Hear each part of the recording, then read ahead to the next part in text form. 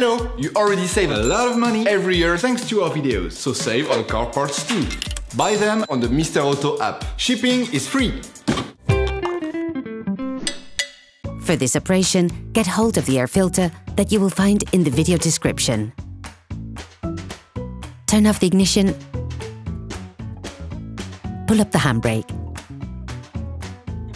Pull on the bonnet release lever and open the bonnet.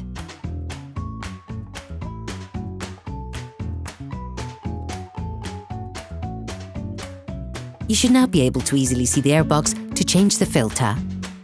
Using a flathead screwdriver, start by removing the two clips on either side of the air inlet duct. Then lift the three holding latches on the airbox cover.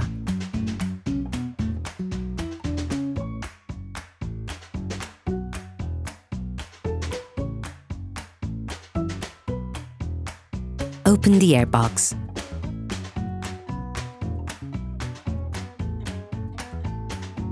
Take out the filter. Before putting in the new one, it is important to clean off the remaining impurities from inside the filter compartment. Take the new filter and compare it with the old one to ensure that they're identical. You can now put the new filter in place. Ensure that the rubber washer is placed in the right place. This will help you put the flange back on more easily. Start by slotting the cover onto the three spurs of the airbox, then close it with the two latches.